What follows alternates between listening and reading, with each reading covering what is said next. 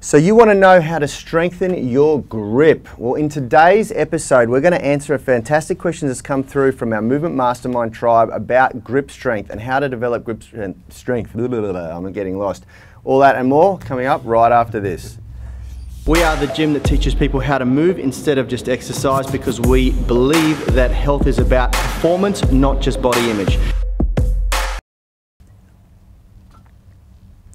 All right, guys, this is a good one. This is a great episode, and the reason is because grip strength transfers over to everything. If you can develop the gripping strength in your forearms and hands, it will carry over to all other lifting techniques, and it's a very, very practical strength to develop. Do you agree, Rad? Yeah, absolutely, 100%.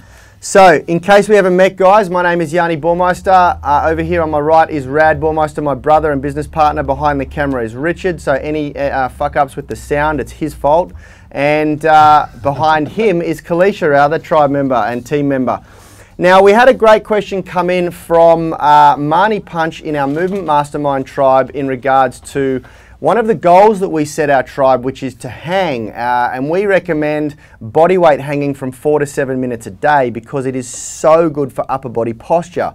But it also is one of the best ways to develop upper body gripping strength. And as I said earlier, gripping strength carries over to everything, whether you're wanting to deadlift, whether you're wanting to bench press, whether you're wanting to do pull-ups, muscle-ups. It's a really, really practical strength to develop. So today what I thought we'd do, rather than just talk about our methods of gripping strength, we'll take a tour out onto the gym floor and show you some of the epic tools that we use to develop grip strength with our tribe in the gym here and for us personally.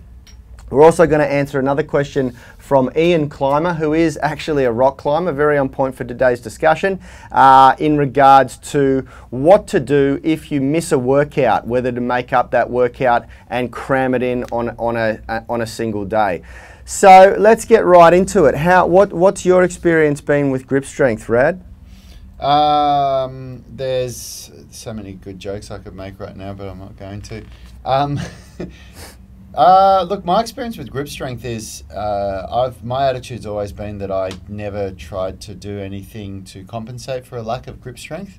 I remember when I started out on this journey, so often, like even just things like pull-ups, like when I used to hang and try and do pull-ups, my fingers used to go like that before anything else did.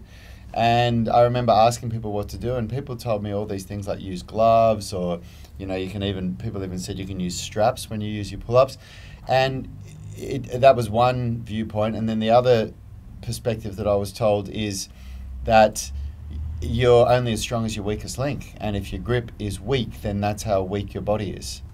So there's no point in trying to strengthen your whole body whilst keeping your grip weak by using aids.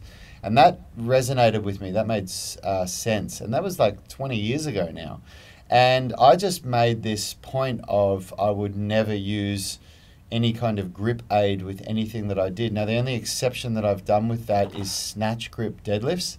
And the only reason is because, speaking to you about it, everything that you've learned about weightlifting, the grip is just so weak in a snatch grip, and it becomes the weak link, and that's not what you want to be doing. You're not doing a snatch grip with the intent to strengthen your grip. You're doing it for other reasons. So I do use grip aids for that, but I definitely don't use it for any other deadlifting. I use an alternating grip instead. And I've done minimal grip training, like I've followed our protocols. I've used grip crushing. I've done a hell of a lot in Kung Fu. Like in Kung Fu, we did a lot of stuff with our grip, but it's very unconventional, and I'll show some of that when we're out on the floor. And I guess a lot of stuff I did learn it all from Kung Fu, like finger push-ups and gripping stuff where you use the ground. And then all the stuff that we do with dumbbells, wrist flexion and extension and stuff. So I guess I have done a lot of grip training now that I think about it. Yeah, we do a lot of grip training. And a hell of a lot of hanging. Yeah. Heaps of hanging. And I think like the approach that I've taken I don't have a strong grip compared to people that have a strong grip. Like guys out there that can crush a grip crusher 3, you know, and I mean, I can't even do a 4 2. or 5, yeah. But compared to the average punter, I've got a very strong grip. Yeah. Well, your grip should be in alignment with your body weight. You know, if you've got a if you're a really big guy, then your grip should be bloody strong. And one of the limiting factors for big people to do things like pull-ups and stuff like that is their arms. Their arms aren't strong enough in relation to the size of their body, you know. We have a very, very strict grip training protocol here at Unity Gym, and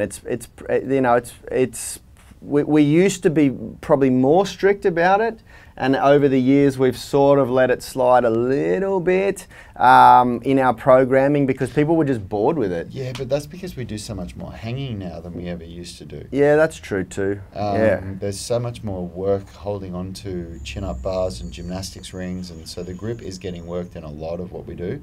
It didn't used to. Yeah. Remember, we used to use a more traditional strength training sort of program where the grip wasn't getting used as much. Yeah, but when we were both really, really strict, sort of traditional strength training, we weren't into calisthenics and gymnastics. We did like a 12-week grip training protocol during our foundation strength training, and it was... we still do that. We still do it, yeah, and it's... It basically works every facet of grip to prevent the forearms. Now, why do we do that? This is really important. Both myself, Rad, and Richard have had at some point either golfer's or tennis elbow, medial or lateral epicondylitis, and it is a horrible thing to have to get over. Having tendinosis or in any tendon is pretty bad. Having tendinitis in any tendon is horrible, and it's something that you absolutely want to avoid. And you don't have to necessarily go down the path of experiencing that sort of frustration before you take action. So let's go out onto the gym floor and we'll have a walk around and have a look at the some of the tools that we use. So Rad, you can film me because I'm mic'd up. Okay. Richie's going to transfer over to our cool little gimbal cam. Have you got that working? Yep. All right. And you can hear me talking. We don't do this very often. Would have been good that someone shut the door. All right. So over in this part of the gym here, you can see a shelf with all sorts of cool stuff. First of all, at the top, the most basic form of grip strength that we work on is grip crushing. So we've got all different levels of these. These are called captains of crush, and you can work them in both sides. You can either do reps, and it's best to do around 12 to 15 reps, or you can do holds, and you want to try and hold for 15 to 30 seconds. That's probably the first start to your grip training process. We also then progress people to what's referred to, if you look over here, as grip pinching, and this is a tool that we've got. If I can find the pieces to it.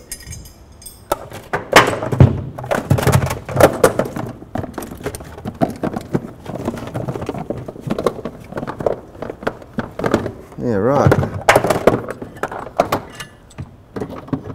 Here we go. So in here, we have a whole bunch of different heads that go on it. You can imagine here, we drop plates over the top.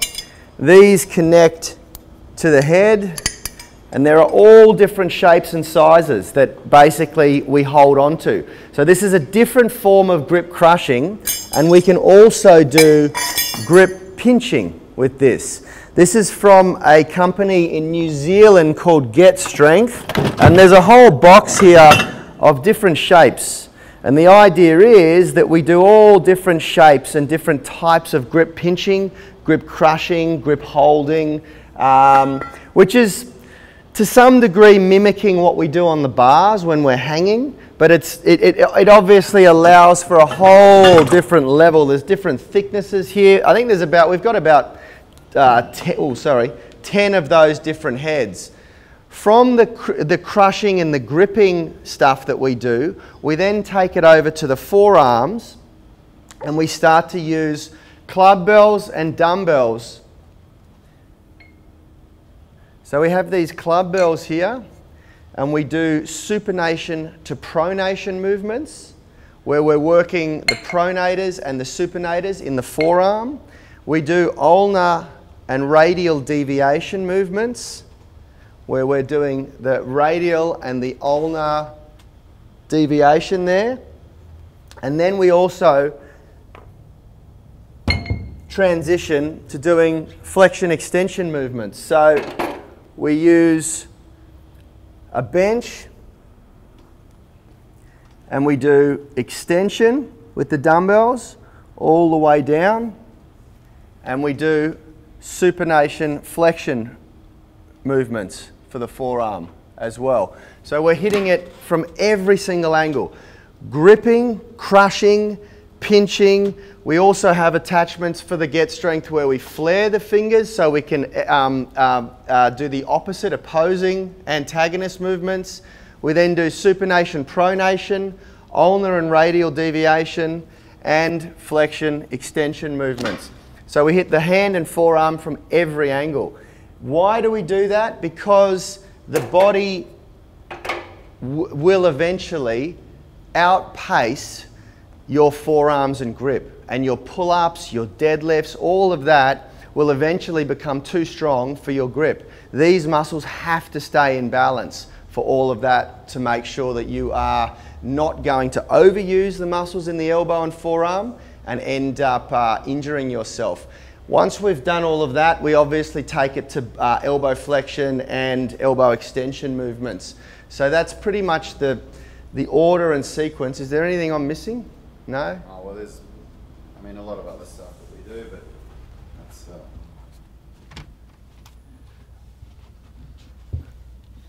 we do, you know, a bunch of stuff with just the hands, but that's kind of outside of Of course, yeah, all the mobility and strength stuff that we do on the ground. So that's pretty much it, guys. We do a fair bit of grip strength work. We use a variety of different tools in the gym. We're lucky here because we do have access to all of that stuff. But one of the easiest and best ways to develop strength if you don't have access to all of those tools is simply hanging and then going through all of the wrist mobility and end range strength drills that we have in our 18-minute stretch routine. Is that's where it is? Yeah. The 18-minute stretch routine covers a really wide variety, and we've delivered amazing results with that. It's a very, very, very good program, very simple, and it takes the wrists through all of those different angles, strengthens, and then you combine that with hanging on a bar, which we didn't demonstrate out there, and that delivers amazing results. And that's really what Marnie was talking about here. And it actually started quite a big conversation thread on our Movement Mastermind, where a lot of the new people to our tribe, when they hang, they can only do 5, 10, 15. Some of them were saying they've worked up to 35 seconds. Some of them have been able to work up to 60 seconds. It is a process. Your body is adapting. Your body is getting used to it. What would you say to that? Yeah, absolutely. Yeah, it takes a lot of time. As I said before, I remember when I first started trying to learn how to do pull-ups about 20 years ago, and I could barely do 5 pull-ups without my fingers going like that, and my fingers would just rip off the bar. And now I can hang on one arm for, I don't even know how long. It's a long time. About a minute, I'd say, maybe more on one arm.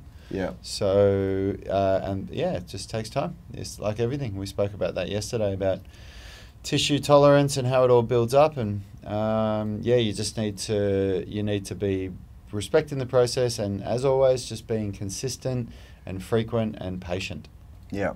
And what would you say to Marnie, who's saying occasionally she gets dizzy and gets head spins? A lot of the ladies have said that. I would see a doctor for that. I would just look. I'm saying I don't. I mean, that could be an impingement somewhere in your nervous system. Yeah. And I mean, I've always been told as a personal trainer, if people lift their arms above their head and they get dizzy from it, that's a trip to the doctor. You need to get checked out. Yeah, it can be a number of things. And what Rad's saying really is that we're not qualified to diagnose that, especially not online like this, without having a look at you, Marnie. And for anyone else who experiences that dizziness when they hang, It can be a range of things, even just the fact that your body has to pump blood vertically up to get it into the hands and the muscles that are working. Remember, when you ask your muscles to grip like that, all of these muscles are firing up, and the body needs to get blood and everything up there to make those that stuff happen. So that can be an issue. It can be a number of different things, you know. So it's certainly, you know, if it's bad, it's certainly worth getting someone to have a look at it and test you and check your blood pressure and things like that, you know. Yeah, if it's just a little bit dizzy, then that's most likely what it is. I mean, I've gotten dizzy from many things in my training over the years, but when a client or a member says to me, I get dizzy from putting my hands above my head or from hanging or something, what I would say is always go and see a doctor, just get checked out first and make sure that it isn't something bad. Yeah. Cool. Awesome, guys. Now, the last thing we're going to talk about is Ian Climer's question. He's basically asked, he's been very busy and he wants to know whether if he misses a workout, what's the best way to approach that, whether to try and cram 2 workouts into one day to make up for it. What's your opinion on that? Well, especially considering that he's talking about Wednesday and Thursday workout, which means straight arm strength and bent arm strength. Unfortunately, you've got sweet fuck all chance of making that happen because you're trying to go for volume on 2 workouts that are both to do with the upper body, and it just won't happen, unfortunately. I've tried, we've all tried to cram 2 workouts into one day, and it never works. You just get 2 sort of half-assed things done.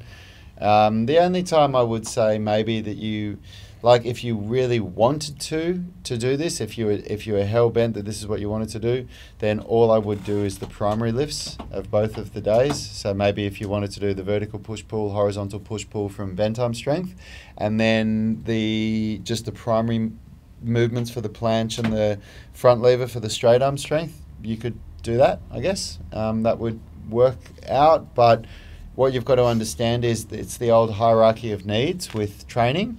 And the whole reason why we've got our primary lifts and our supplementary lifts is because the primary lifts are the most important ones.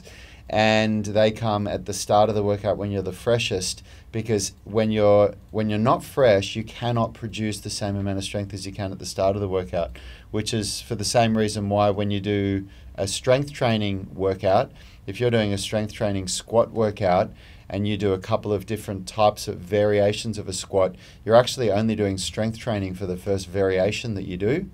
Because if you, like let's say for example, if you want to do front squat for 5 sets and then back squat for 5 sets, when you do your back squatting, you're not actually training strength anymore, because the definition of training strength is you're training your maximum strength, like what is the maximum amount that you can lift to increase that amount.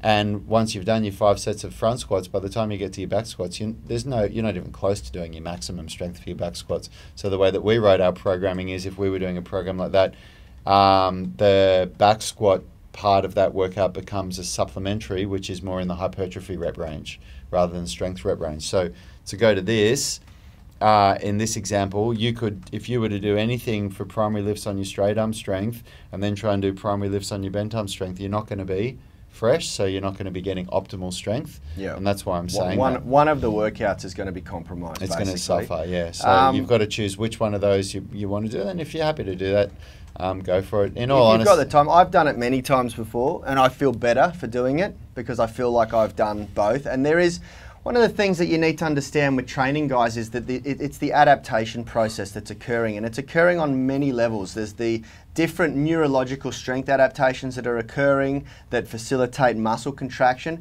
but then there's also the adaptations occurring in the joint structures and the tissue structures, which we spoke about a lot this week and even today with the grip training and the hanging, and that comes from repetition.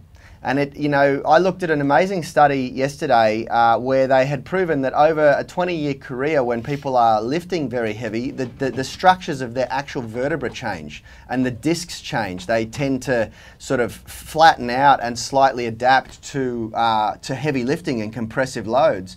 And that's happening in every joint of our body. And it's so important that we understand that, because this is one of the reasons why so many people get injured when they exercise.